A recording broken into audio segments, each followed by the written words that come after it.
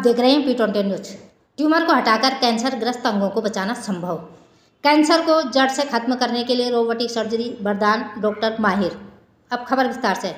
सुस्त जीवन शैली, मोटापा एवं निजी अंगों में किसी भी तरह के लक्षण को नज़रअंदाज करना महिलाओं गायनी कैंसर रोग माहिर डॉक्टर श्वेता तहलन, डॉक्टर जितेंद्र रोहिला एवं यूरोलॉजिस्ट डॉक्टर रोहित डडवाल ने बताया कि हाल ही में लो लाइंग रेक्टल कैंसर, गुदा कैंसर से पीड़ित 71 वर्षीय मरीज का रोबोट एडेड फिक्टर शेविंग सर्जरी से इलाज कर उन्हें कैंसर से निजात दिलाएगा। डॉक्टर रोहिला द्वारा रोगी की रोबोट एडेड फिक्टर शेविंग सर्जरी की गई, जिसके उपरांत वह पूरी तरह से स्वस्थ है तथा सामान्य जीवन व्यतीत कर रहा है। उन्होंने बताया कि पहले ओपन सर्जरी उपचार के दौरान शरीर के ऐसे अंगों तक पहुंचना मुश्किल और ख़तरनाक था। हालांकि रोबोट से की जाने वाली सर्जरी की मदद से इन अंगों तक भी आसानी से पहुंचा जा सकता है।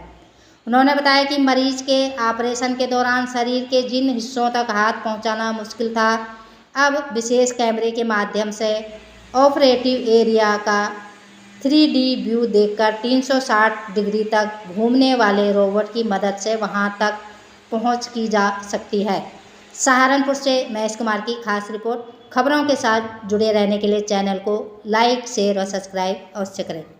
वो इस अपडेट में था कि हम कैसे कैंसर सर्जरीज में रोबोटिक सर्जरी अगर करें तो पेशेंट को क्या बेनिफिट होता है। सो नंबर 1 ये है कि हर पेशेंट में रोबोटिक सर्जरी हम नहीं करते हैं। जो जैसे सर ने बताया एविडेंस बेस्ड मेडिसिन के हिसाब से जिस पेशेंट में सेफ है उसमें करते हैं। सो नंबर 1 जो यूट्राइन कैंसर है, मतलब बच्चेदानी का कैंसर होता है लेडीज़ में, उसमें अगर लोकलाइज डिजीज़ है, मतलब कहीं फैला नहीं है, अर्ली स्टेज है, तो उसमें रोबोटिक सर्जरी का एडवांटेज है।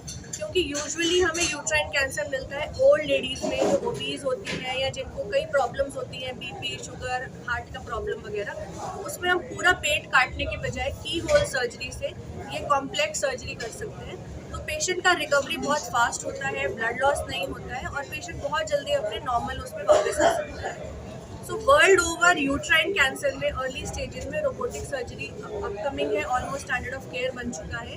सो जितने भी लोग हैं जिनको बच्चेदानी का कैंसर है उनको ये ऑप्शन ज़रूर मिलना चाहिए ताकि उनका पोस्ट ऑफ रिकवरी काफ़ी फास्ट हो। इसके साथ ही इम्पॉर्टेंट मैसेज ये है कि कौन सी कैंसर पेशेंट में रोबोटिक होना चाहिए और कौन से कैंसर पेशेंट में रोबोटिक नहीं, ओपन सर्जरी होना चाहिए, ये डिसीजन कैंसर स्पेशलिस्ट का होता है। तो अगर किसी को भी किसी तरह का कैंसर है तो प्लीज़ एक डेडिकेटेड कैंसर स्पेशलिस्ट के पास जाएं और उनसे अपनी डिटेल में डिस्कस करें कि उस पेशेंट के लिए जो बेस्ट ट्रीटमेंट है हम उसको ऑफर कर सकें। अगर कैंसर की बात की जाए, रोबोट से अभी तक कितने प्रकार के कैंसर के उपयोग हैं? रोबोटिक सर्जरी से जो डॉक्यूमेंटेड सेफ्टी है जो रोबोटिक सर्जरी वो है बच्चेदानी के कैंसर में।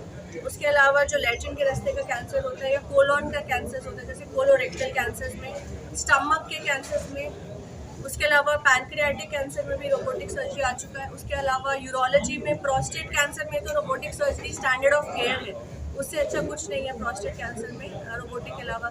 किडनी ट्यूमर्स के लिए और ईसोफेगस जो हमारी फूड पाइप होती है उसके कैंसर्स के लिए रोबोटिक सर्जरी काफ़ी अच्छा है और सेफ है। तो ये कुछ कैंसर्स हैं जिसमें हम सेफली रोबोटिक सर्जरी कर सकते हैं। बेनिफिट क्या है कि रोबोटिक सर्जरी में स्पेशल इंस्ट्रूमेंट्स हैं जो बहुत एडवांस्ड हैं, बहुत प्रिसाइज हैं, फाइन है। हम अपनी 3D मोशन, रिस्ट की मूवमेंट से अच्छी सर्जरी कर पाते हैं जिससे ब्लड लॉस ऑलमोस्ट मिनिमम होता है। कॉम्प्लेक्स सर्जरी हो पाती है, डिफ़िकल्ट एरियाज़ में सर्जरी हो पाती है जैसे कि डीप पेल्विस में। उसके अलावा क्या है कि विजन बहुत अच्छा है, 3D विजन है जो 10 टाइम्स मैग्नीफाइड है, तो एज अ गुड विजन आपको अच्छा दिखता है, आप अच्छा सर्जरी कर पाते हो। सो पेशेंट को काफ़ी बेनिफिट होता है इसका, जो मैंने कैंसर्स बताए। क्या कुछ प्रमुख कारण होते हैं जिनसे कैंसर होता है और क्या कुछ किया जाए जिनसे बचा जा सके? यूजुअली हर कैंसर के रिस्क फैक्टर्स अलग होते हैं क्योंकि हमारी बॉडी में बहुत ऑर्गन्स हैं, तो हर कैंसर के अपने रिस्क फैक्टर्स अलग होते हैं। अगर बच्चेदानी के कैंसर की बात की जाए तो इंक्रीजिंग एज, मोटापा, डायबिटीज़, हाइपरटेंशन, अबाउट 5% जेनेटिक भी हो सकते हैं कि जेनेटिक म्यूटेशन की वजह से जो फैमिली में रन कर रहा है। देन कई बार सेकंड कैंसर्स हो जाते हैं, जब ब्रेस्ट कैंसर के पेशेंट्स को टैमोक्सिफिन मिलते हुए 5-10 साल हो गए, सेकंड कैंसर हो गया। तो ये बच्चेदानी के यूट्राइन कैंसर के रिस्क। कितनी ब्रांच है इंडिया में इसकी? फोर्टिस की जी, ओवर 30 ब्रांचेज हैं जो कि पूरे इंडिया में फैली हुई है। नॉर्थ इंडिया में सबसे बड़ा, नॉट ओनली नॉर्थ इंडिया, मेरे ख्याल से इंडिया में ही सबसे बड़ा, फ्लैगशिप फ्लैगशिप सबसे बड़ा जो गरीब है वो इसमें इलाज तो नहीं करा पाएंगे आपको।